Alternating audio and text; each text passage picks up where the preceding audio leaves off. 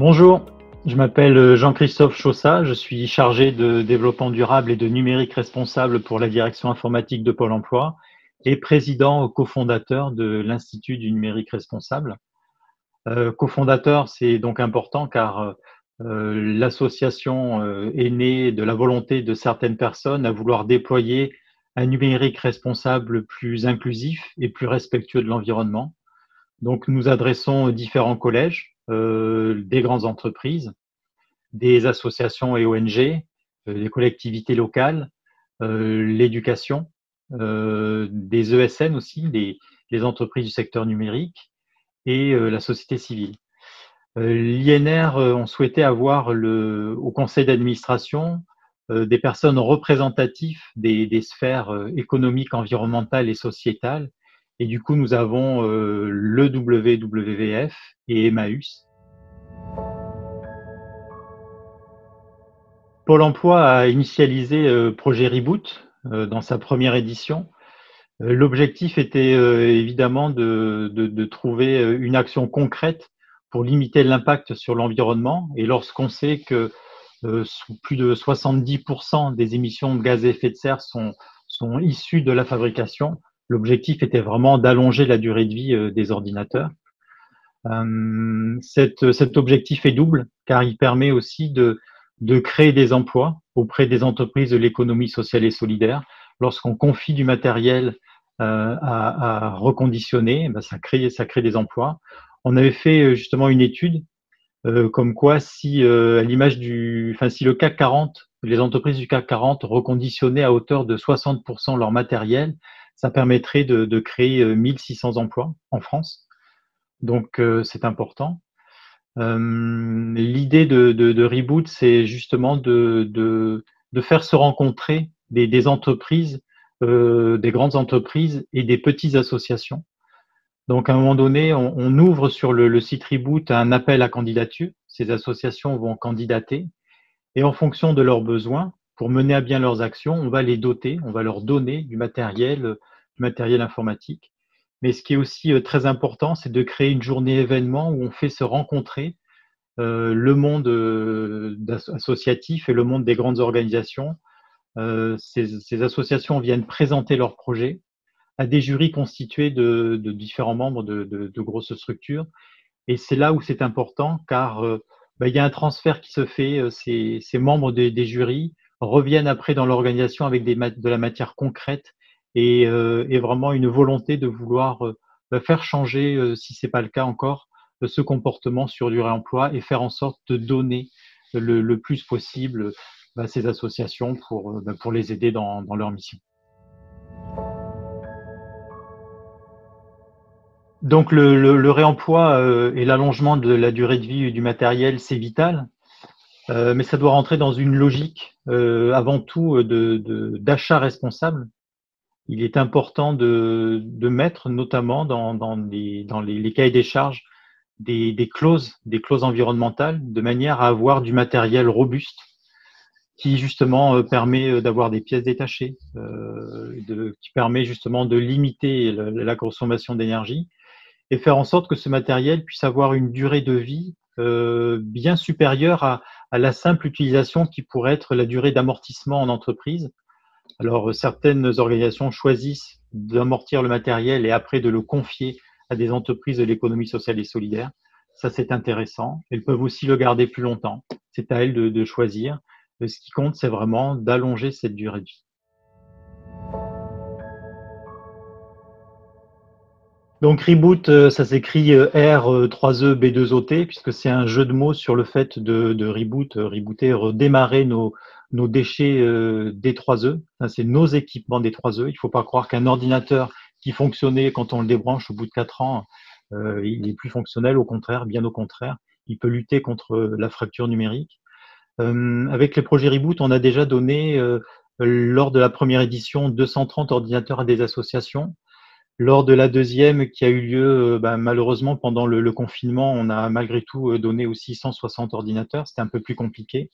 On a aussi des projets internationaux, notamment avec un gros volume de 500 ordinateurs qu'on aimerait faire passer à Madagascar, justement, pour l'éducation des enfants, pour des groupes scolaires.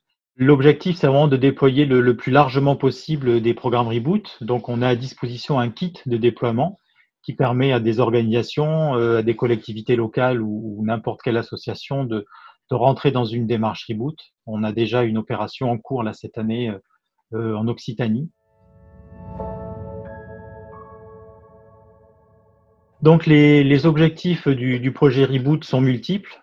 Euh, Ils sont sociétaux, évidemment, hein, permettre de travailler sur l'inclusion numérique, de générer de l'emploi, notamment auprès des entreprises de l'économie sociale et solidaire, avec peut-être aussi des nouveaux métiers qui étaient plutôt réservés à la destruction du matériel, au démantèlement.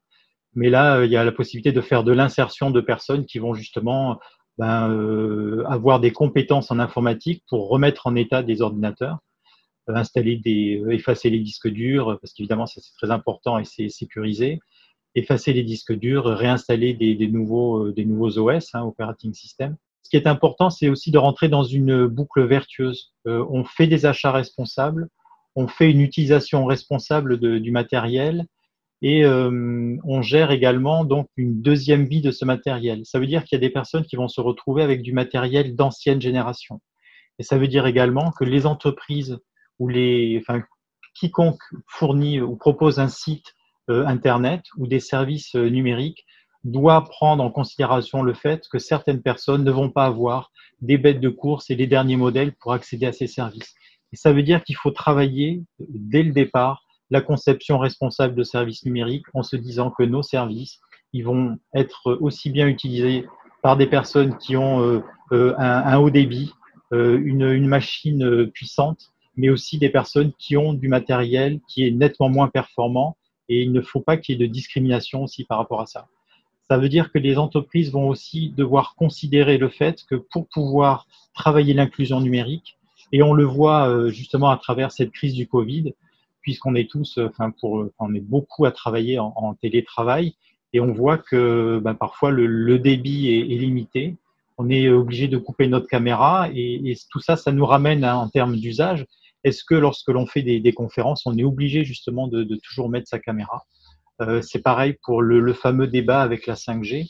Il ne faut pas que la conception, enfin que le numérique responsable soit en opposition avec les innovations. Suivant les usages, on peut avoir besoin de la 5G, on peut avoir besoin d'outils très performants, mais tout dépendra de la manière justement dont on va vouloir utiliser ces services.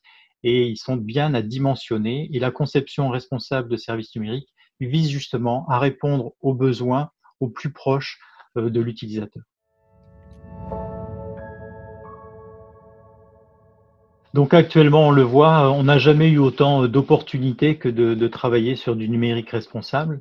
Nous, INR, on travaille notamment avec des grandes instances de l'État, hein, comme le ministère de la Transition écologique et solidaire, avec la DINUM, la direction interministérielle. On a des liens avec de grandes associations qui sont déjà en place depuis longtemps, comme le CNUM, l'Alliance Green IT, comme l'AFIN et j'en oublie.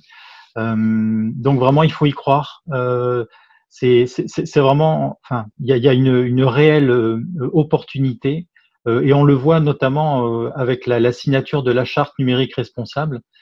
Donc cette charte, elle donne une checklist des bonnes pratiques à mettre en œuvre et on se rend compte actuellement que ce sont à présent des directeurs, des présidents de grands groupes qui se mettent à signer cette charte et que le numérique responsable fait partie justement de la stratégie de ces organisations. Donc c'est un message qui est vraiment porteur de changement. Ce qui va être important maintenant, ça va être de passer de la production de référentiels, de bonnes pratiques, de guides et autres à un état où on va être en capacité de mesurer nos impacts et de mesurer nos progrès. Donc côté INR, on va sortir très rapidement, enfin très bientôt, un référentiel de bonnes pratiques de conception responsable de services numériques. Ce que l'on souhaite faire, c'est l'outiller, ce référentiel, de manière à justement pouvoir s'évaluer. On travaille également sur la production une deuxième version d'un benchmark que l'on a appelé le WINR, Winner, Et justement, ça va permettre de mesurer nos impacts, tant en termes de parc informatique que d'usage, et justement essayer de valoriser les bonnes pratiques des organisations. Ce que l'on souhaite faire à l'INR, c'est justement de mutualiser les expertises, les compétences et les bonnes volontés. On met de côté les égos et on fait en sorte de travailler tous ensemble. Donc, si vous êtes vraiment porteur d'initiatives, n'hésitez pas à communiquer, à nous en faire part. Notre rôle est aussi un rôle d'assembleur de solutions et de porteur de projets pour essayer de travailler tous ensemble sur un numérique responsable plus inclusif et bien plus résilient.